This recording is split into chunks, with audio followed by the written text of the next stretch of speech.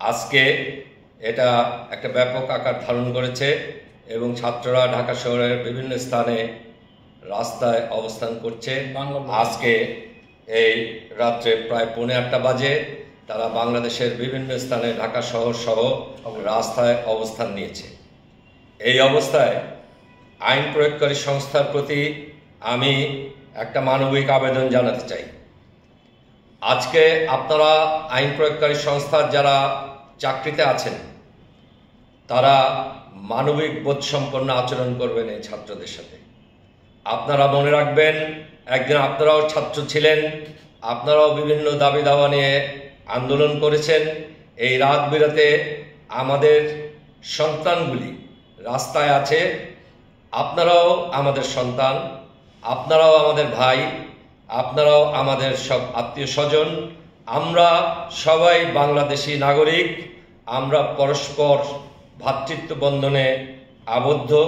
এই অবস্থায় এই রাত্রের অন্ধকারে আপনারা আগেকার কোনো ঘটনার মতো ঘটনা ঘটাবেন না বলে আমি আপনাদের অনুরোধ করছি। আমি আপনাদের উপরে আস্থা রাখতে চাই, কারণ আমিও একসময় একটা বাহিনীতে চাকরি করেছি।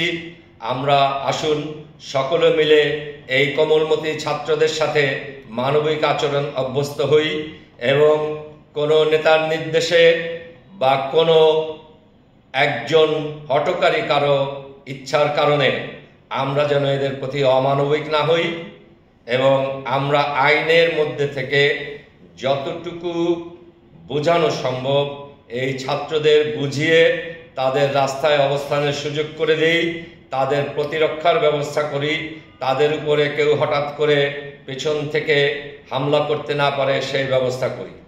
পুলিশকে বলবো, আপনারা জনগণের বন্ধু থাকার চেষ্টা করুন। আপনারা এখন নিশ্চয়ই দেখতে পাচ্ছেন যে জনগণের বন্ধু যদি আপনারা হতে না পারেন, আপনাদের উপরে কি ধরনের সমস্যা ভবিষ্যতে হতে পারে। ইতিমধ্যে এগুলি কিছু কিছু শুরু হয়েছে, আলামত আপনারা দেখতে পাচ্ছেন।